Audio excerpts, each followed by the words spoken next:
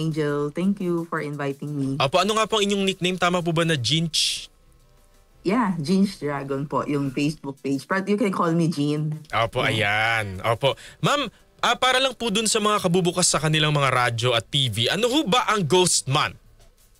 Actually, Ghost Month is a month for you to do some offerings and remembering yung mga ancestors and mga past or mga loved ones natin na pass away. So it's like a month that you have to parang to do some offerings to them, to give them respect and to remember them. Just like parang sa Western Hundas. natin, no?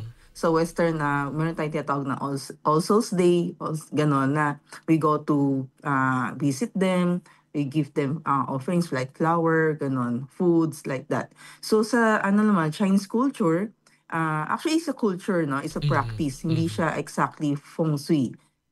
It's a culture that we do it generation by generation na.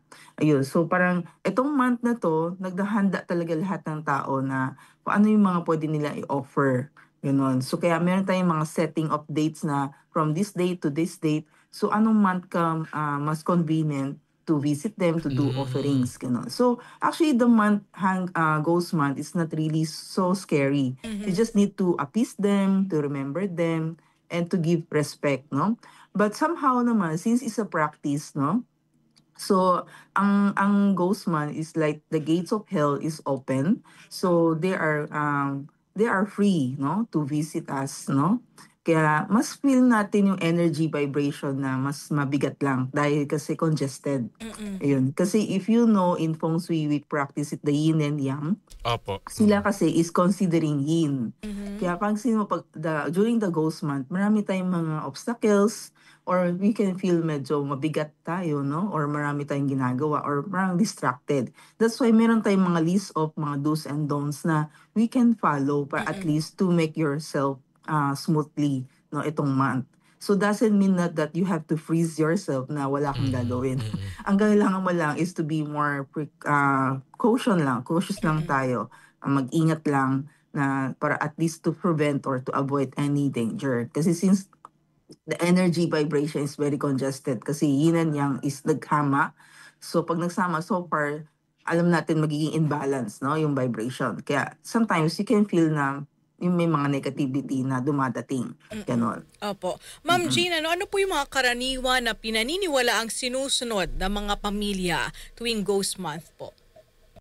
So for kami sinusunod namin, no, like our practice, no, in our family, pag during Ghost Month, we take note na or kumbaga parang naka-schedule na, no, kung kailan kami pupunta sa temple or sa mga sa wake, no, or sa mga cemetery to give them respect.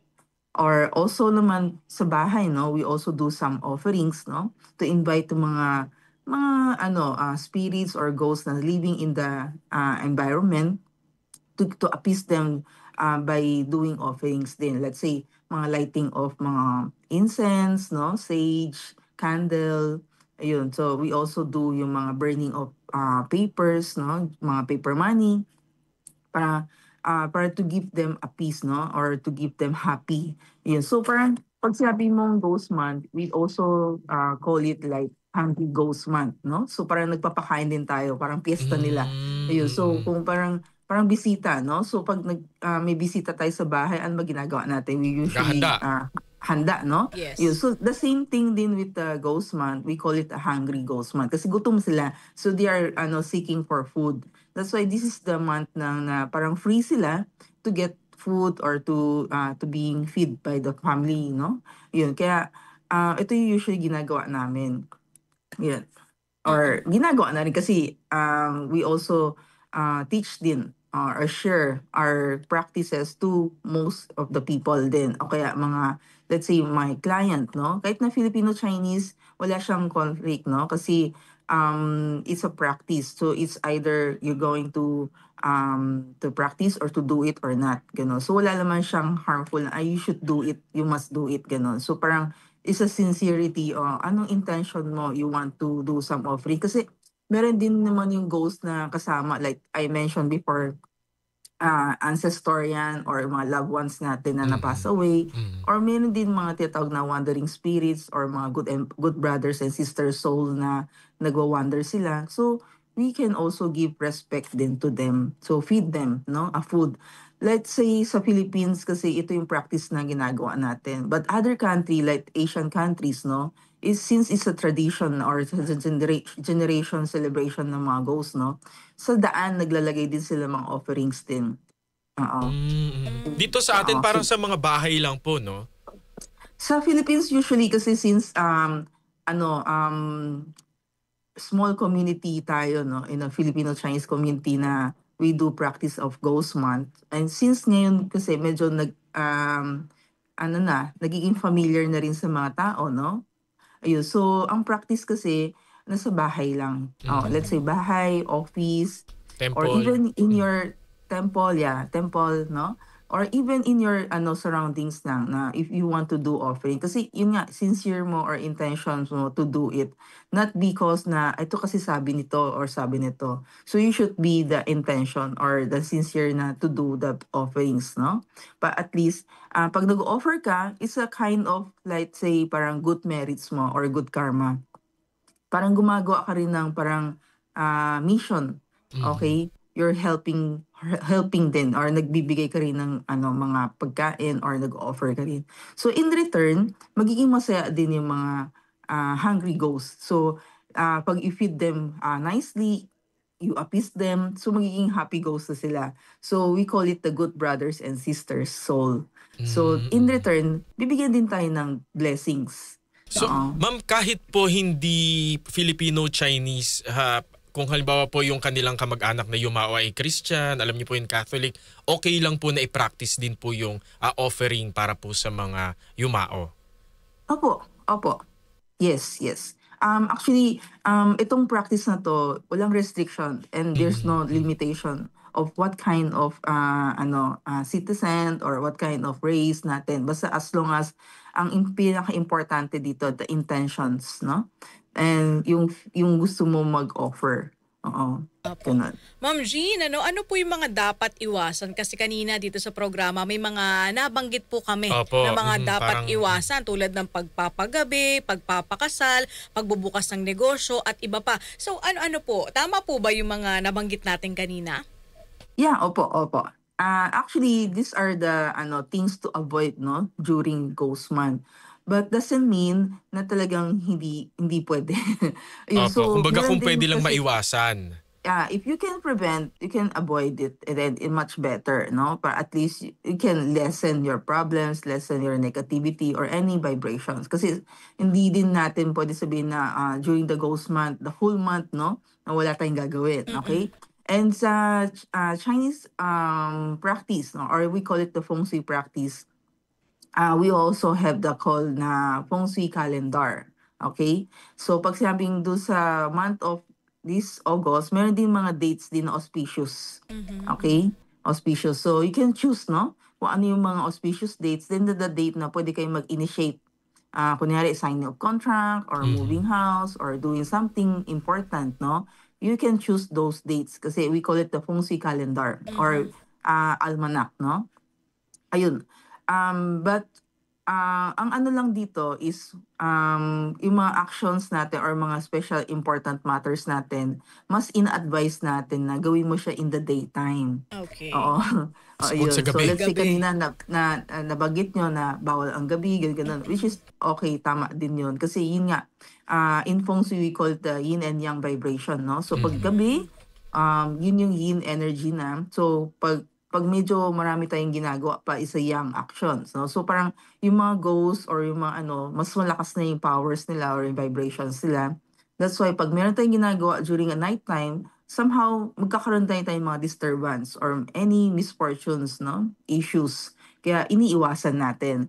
These are the parang observation na experience ng mga past people. Kaya they have mga sharings na yung mga things to avoid. Kaya That's why isinulat na po nila sa libro. Yes, kaya ito na yung pina-follow na rin natin siya. At least, ito yung mga sharings niya, which is experience na nila. Kaya that's why para hindi na natin ma-encounter or ma-experience, okay? So, kaya pag sinabing things to avoid doesn't mean that you should do nothing, no? Itong during the month. But tama din na you should not go so late, no? Kasi yun nga, yin energy is so strong. Sometimes some wandering ghosts or some medyo naughty ghosts, no? Oo. Especially pag hungry nga, di ba? Pag hungry ghosts, so gutom sila. So they are also finding someone to replace them. Kasi sometimes may mga ghosts din na nahihirapan sila mag-reincarnate. Kaya nag-hunting din sila. Okay? Yun. So kaya iniiwasan din natin na lumabas ng sobrang gabi. Or meron tayong ginagawa during nighttime. Yun. So mas better na you keep ourselves safe, no? Doon sa bahay, or you can schedule your yung mga important matters on the daytime. Yun. Pero ma'am, nabanggit din kanina no na isa sa mga dapat iwasan ngayong Ghost Month ang pagpapakasal. Bakit po kaya? Yes. Kasi some of the ghosts na namatay sila, hindi may mga let's say may mga relationship problems or issues, no? So nagkakaroon din sila ng mga jealousy vibrations. Okay? So pagdating ng during ghost month, pag nagpakasal sila, so nakita din ng mga ghosts, no? So nagkakaroon din sila ng mga feelings of parang jealous, no? Kaya manggugulo din sila sa mga mga couples na nagpapakasal, okay? So they will be doing some things na ito yung hindi nagiging smooth yung program. Kaya ina-advise din natin na avoid wedding, avoid mga loud celebrations, no? Para at least itong month na to, papakita natin sa mga ghosts na we really give them time, no? Na to remember them instead of scheduling your special or your important wedding dates. Okay? Kaya iniiwasan natin mag-wedding or celebration. But somehow, if may mga plans na nakaschedule na, Opo. better do it on the daytime din. Daytime. Okay? And also, kanina nabanggit ko, we also have the feng shui calendar. Yun. So you can choose or pick, no? Or select ng mga dates na best for wedding. Yun. Ma'am, yung sa pagbubukas po ng negosyo, halimbawa talagang bagong-bagong negosyo, mapapayo nyo po ba na totally ipagpaliban na lang sa September na lang o pwede pa rin po doon sa calendar po? Yes. Actually, option mo yan. Pero syempre, as my experience, no, may mga client din ako na, yun nga, gusto din nila mag-open kasi nakaset na, no? Opo. Kasi syempre may mga bisita na labas na yung mga invitation, ganun. Yun yung advice ko sa kanila na wag na lang sobrang loud, no? So you can make it, let's say, soft opening, Okay. soft run, okay? On the daytime, parang gusto mo lang ma-start lang, okay? But meron din practice din na during ghost month, ayaw lang natin masyado na nagsa-start of something. Let's say start of wedding, start of business, or start of signing contract. Basta may starting point or initiation, ayaw lang natin i-start sa ghost month. But everything planning or mga negotiations or may mga napag-usapan na prior to ghost month, that's good. Okay lang siyang ituloy. Ayun. Let's say, ghost month start August 23. Tapos, napag-usapan ninyo na itong business na to, or naplano mo na magbili ng kotse by July. Ayun, naplano mo na lahat, okay? Pero syempre, by July pa daw mag-release yung kotse, let's say, gano'n. Ayan, opo, paano po yun? Oo. That's good lang kasi napag-usapan mo na siya prior to the ghost month. Okay? Okay, then i-execute mo na lang siya sa ghost month eh. Kumbaga passing na siya. I-execute mo lang siya, kukunin mo na lang yung kotse, kunin mo na lang yung key, gano'n. That's okay, no? And at the same time, since ghost month, so gusto natin sa daytime. Kasi daytime is young energy, no? Ayun, wag lang gabi. Ayun. Even though na even though na napag-usapan natin, parang ano lang, execution na lang siya. Ganun. Na-relate po ang aking Relate na partner. relate po kami dito eh. Kasama po siya ng sasakyan. Kinabahan. At umaga mo naman kinuha. Naku, umaga naman. At napagplanuhan Oo, naman before ang August Oo, month. bago mag-August 21 naman. Oo. Kinabahan po yung partner Yes. ko. Ay, ma'am. 23 pala, I Kasi mean. na napag-usapan nyo nga, let's say, napag-usapan nyo, mag-invest ako. Kasi meron din mga nagtatanong na, ay, bawal mag-invest na during Ghost Month, no? Opo. Pero let's say, meron mga prior, no, na napag-usapan nyo, ay, nagustuhan ko na tong insurance na to, or nagustuhan ko na tong investment, ay maganda yung kita, ganun. Napag-usapan nun siya before Ghost Month, and then parang execution na lang ang August, kasi parang magbibigay ka Nakaset na na ng eh. pera, ganun. That's okay kasi Okay. napag-usapan mo prior the Ghost Month, ganun. Wag lang yung during the Ghost Month is nakita mo ay bumaksak yung investment, ay maganda ang kita nito. Wag. Wag yun, oo. Yun, wag yun. So antayin mo na lang after Ghost Month na. Opo. Yun, pag hindi mo nahabol, no? Then you better choose next month after the Ghost Month na. Ma'am, isa rin po sa mga dapat iwasan daw kapag Ghost Month ang pagpapa-opera o pagsasailalim sa open surgery. Bakit po kaya? Normally kasi 'di ba, mga ghosts din, meron din namamatay din during the mga operations, no? Or medyo may iba naman na namatay sa accident or minsan na mga tragic something, no? So yun, nandoon pa rin yung feelings ng may galit din yung mga ghosts. So that's why pag may mga operations din or may ganun, niiwasan din natin na gawin din sa nighttime, no? Or medyo kung kaya natin naman i-extend yung operations, then extend natin. So wag lang during the Ghost Month. Pero let's say may mga hindi talaga Ayan, maiwasan, no? opo, Let's say yung emergency. narinig ko kanina, what if kung life and death na, ganun. That's still okay. Ayun. Basta as long as nasa daytime din tayo. Daytime. Oo.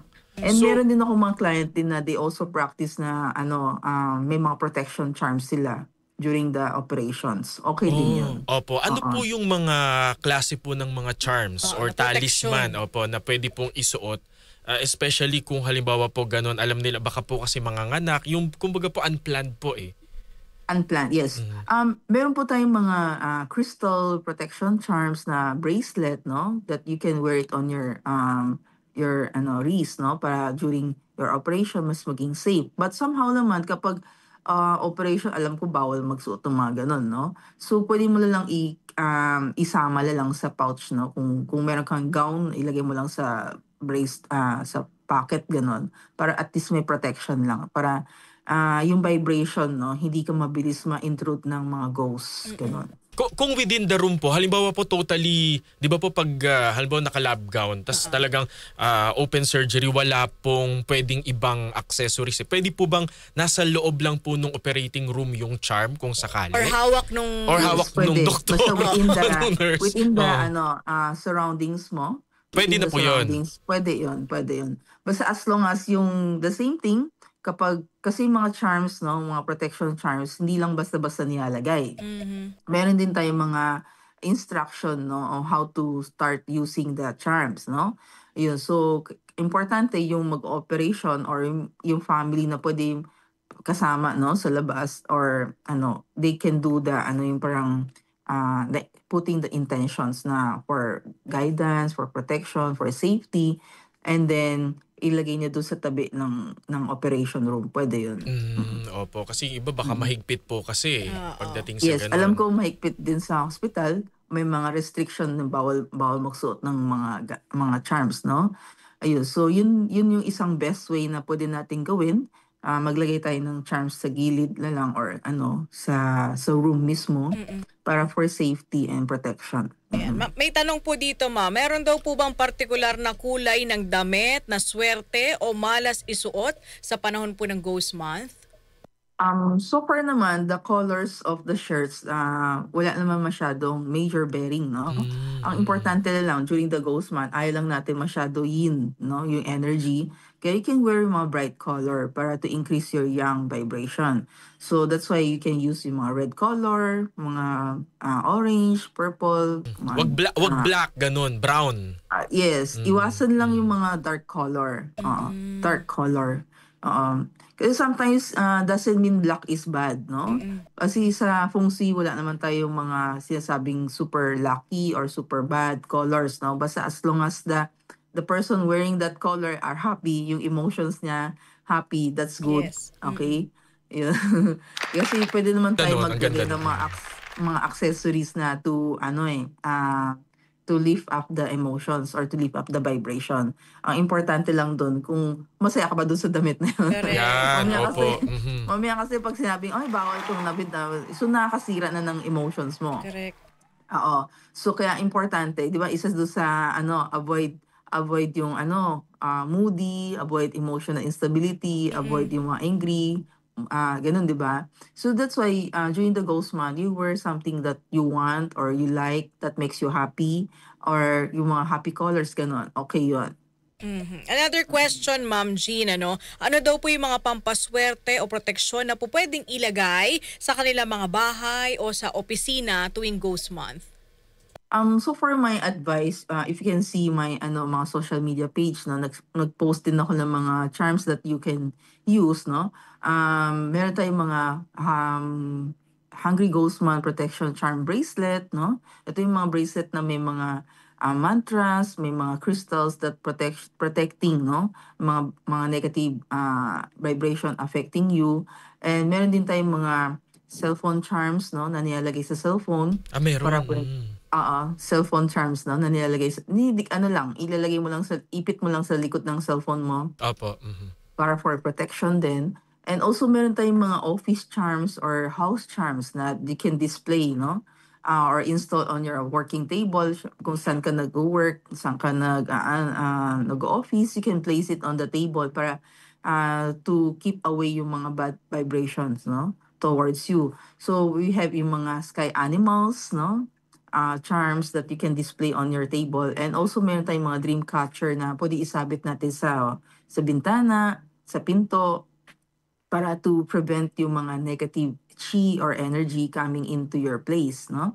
So you can check out my social media para at least you know kung ano yung mga charms that you can get, okay? Opo. Ma'am, totoo raw po ba na bawal daw mag-travel ng malayo kapag Ghost Month? Actually yung traveling, the same thing din sinabi ko, you travel on the daytime, okay? Kahit na Mhm. by land, by air, by sea, Mm. you can travel by daytime. Better din pag if you go traveling, may mga companion kayo, by group, okay yun. Wag lang yung solo or but sometimes pag kunyari hindi maiwasan na solo flight, no? Mm. You can travel it on the daytime pa rin. Oo. Ayun, sa Or mga kung talagang hindi kaya to travel by nighttime, then mm. of course, nandun tayo sa mga guidance natin na carrying mga travel amulets, travel talisman on your pocket, no? Para for safety. And of course, in Feng Shui, we also practice spiritual, no? So pag sinabing spiritual, nandoon yung prayers, no? So you can also asking yung ano yung guidance natin para for safety. Mm-mm. Mhm. Para do'n sa partner nabanggit kanina ni Ma'am sa mga magta-travel alone, do'n sa mga Oo. hinahanap ang sarili. Kaya Papaano dapat yun? sa Oo. umaga sa umaga kayo Oo, aalis, 'di babiyahe. ba? Para hindi ano Opo. Yeah, travel by daytime kahit na yun nga if you want to meet your loved ones on the other country kasi ito lang siguro might be during Ghost Month, no, medyo andun yung nagkaroon ka ng parang leave, no, yes, Opo. or Mhm. vacation. Ito lang yung talagang panahon na kaya mo lang mag-travel. Then of course you ano lang take the mga charms with you and also prayers, very important, no? Tapos yun lang, you wear yung mga lucky colors, pwede rin. Opo. para young energy. Para naman daw po dun sa mga sumusunod sa Chinese zodiac, meron daw ho bang mga malas o swerte yung mga, di ba po, parang Year of the Rat, Year of Rat, pinanganak. Dragon. Opo. Sino raw po yung mga dapat na medyo extra cautious? Mag-ingat O yung ngayong iba ghost naman month. po na happy-happy kasi swerte kami this month? So far naman, pagdating sa mga animal signs, no? Lahat ng animal signs still need to be cautious pa rin during the ghost month. Even though your stars, your energy is high, but somehow hindi lang tayo pwede maging overwhelmed, no? So kailangan pa rin natin to stay moderate, to stay calm, para at least maging safe lang tayo dito sa during ghost month. Opo. So wala po siyang parang pinipili na animal sign? Wala naman po. Pag ghost month kasi it's good for everybody for every animal signs. Talagang kailangan maging maingat siya. Oo. Para at least may hindi ka maging over confident na ay swerte naman ako sa ghost month but I can do everything. Ganun, diba? Opo. So sometimes kasi yun nga the vibration energy kasi open nga yung gate of hell. So lahat ng ghosts talaga they are free to roam in our living space, no? So talagang minsan pag meron kang mga thinking, meron kang mga sinasabi, parang overconfident tayo, naririnig din nila. Ayun, so baka in return baka lang tayo, mausog tayo or Jinx. turn into negative yung mga good plans mo or good intentions mo. Kaya somehow during the ghost month, try to stay calm, stay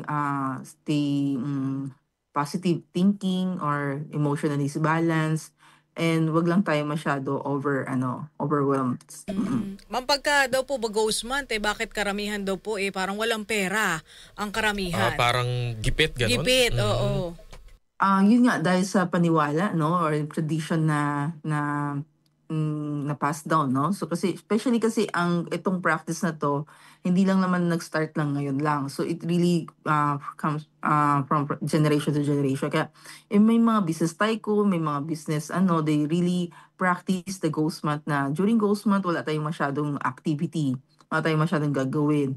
Kaya pansin mo may mga purchasing, mga marketing, or may mga investors, mga ganon, medyo naglaylo din sila. Kasi they give time to do offerings or to do yung time na to visit yung mga loved ones sila. Kaya wala silang masyadong activity. Kaya you can feel na yung money, opportunity, or yung income medyo bumaba din. Or let's say may mga people na may quota base sila, yung commission base sila, tapos biglang walang masyadong bumibili sa talaga bumababa yung sales nila because the ghost month nandoon. Kasi nakaschedule sila kung parang itong ghost month na to, ito lang yung gagawin ko. Ayun. Yun yung isang possible, yun yung isang reason, no, bakit wala tayo masyadong money opportunity for this month. Opo. May kwento lang po si Ma'am Evelyn Sinsin, isa po nating listener from Hong Kong. Yung amo niya raw po ay Buddhist. Ang sabi raw po, kapag may nakita kang coins, barya, wag daw pong dadamputin. Pero kung papel, pwede naman daw damputin pero wag daw itatago, gastusin daw agad. Tama po ba ito, Ma'am? So far, ito yung mga practices nila, which is pwede natin considering tama at mali. Kasi wala naman exactly na bawal or no? Opo. Pero kasi, sometimes kasi, syempre as a consultant, mas iniiwasan ko na yung mga problems, okay? Mas Okay, ina-advise ko na sa mga client ko na, try not to pick up yung mga anything in the road kasi possible offerings yan ng ibang tao. Tama. Offering siya ng ibang tao. Tapos pag kinuha mo, possible, mag-create din tayo ng angry emotions ng mga ino-offer nila. Okay? Parang inaagawan natin sila ng Ma'am, pera din. Kung halimbawa 1,000 pesos. Oo nga. Tas hindi mo pa rin kukunin. Kung Petsa de peligro na. 1,000 pesos po. So far kasi pag, yun nga, depende na yan sa principle natin, no? So talagang wag na natin kung talagang, kasi minsan ano yan parang tactics lang or tinitest lang tayo kung talagang kukunin natin o hindi. Pero syempre for safety, try not to pick it up, no? For safety, para iwas lang tayo sa mga problema. Kasi the money or the is easy to earn naman in other ways, but not in the picking up in the road. Kasi yun nga, ang alam natin na during Ghost Month is like more on the offerings, especially on the other country. Kaya nga siguro nakita niya na May pwede pera. pulutin kasi may mga pera. Kasi in the other country, talagang nagto-throw sila ng mga offerings on the road, Sa daan. no? Ayun. Kaya better not to put or to pick it up na. Panghuli po sa akin, Ma'am Jean, ano po ang masasabi niyo sa mga tao na hindi po naniniwala sa Ghost Month at itinuturing po ito na isang pamahiin lamang? Yeah. Since it's a traditional practice, no? So, mostly ang advice ko sa mga hindi nagpa-practice ng Ghost Month is more about the respect. Yun. Yun. So, if other people are doing the offerings or praying, no, to their loved ones, no, or doing mga let's say practices na going to temple, going to ganon, you just pay respect to them since this is their practice, no? Since namang hindi naniniwala, I think meron din kayong sarili niyong practice, no? So, it's also very important to keep each other the respect. Kung anong culture niyo, anong culture niya. Yan, Yun. correct. So, it's better not to say something. Kasi sometimes, kahit na hindi mo mean, the ghost will not let you go din. Kaya kailangan maging maingat din tayo Sensitive sa din mga po. salita natin. Yun. O kaya sa actions natin. Kaya important, your actions, your communications, your thinking is very important during this ghost month.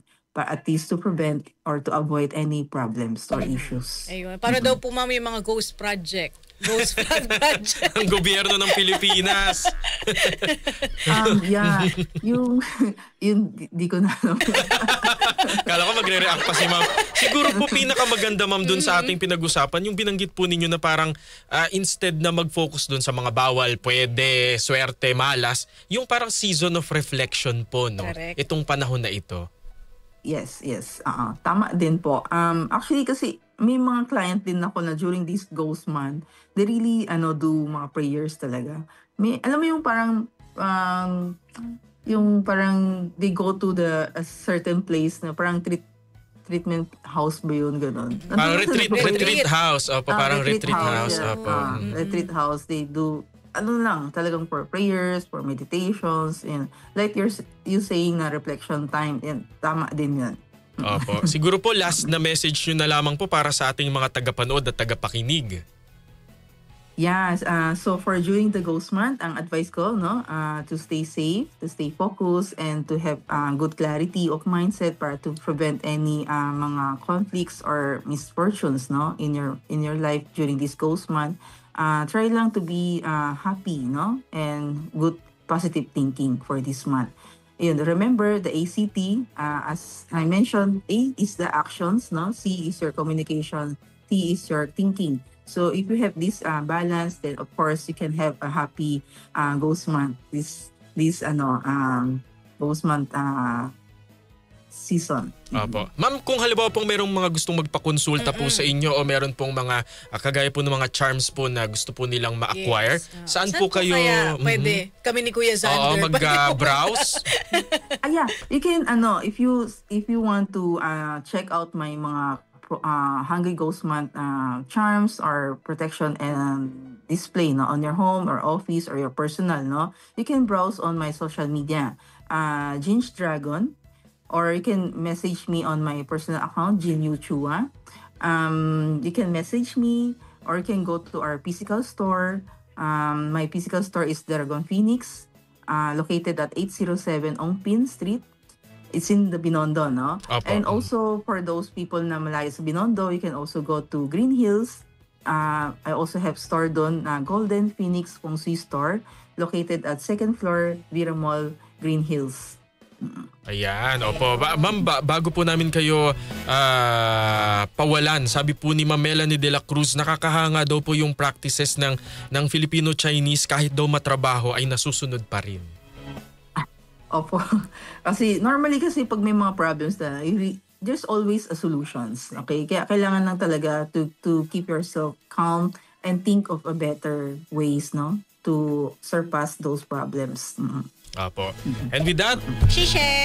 Thank you po, salamat ma'am. po, ma'am. Thank you so po. much. Thank you. Bye. Apo, salamat po si Ma'am Jean Yu Chua, isa pong feng shui consultant at mahahanap niyo po sila sa Facebook, no, at sa Instagram, Jinch Dragon. Yan. Ayan. Samantala po naman mga kasama, bago tayo mag-commercial, DCXL Radyoman Report. Tanggap po na tayo ng flash report mula kay XL Radyoman 5, Chanel Salazar. Shan! Maganda umaga, inirekomenda ng Office of the President na maging susunod na Chief PNP si Lieutenant General Jose Melencio Nartates kapalit ni General Nicolas Torre III. Kinumpirma ito ni DILG Secretary John Vic Rimulya. Batay sa memorandum for the President na namumula sa tanggapan, Executive Secretary Lucas Bersamin, hinihiling ito kay Pangulong Marcos na pagtibayin ang request na malagdaan ang appointment ni General Nartates bilang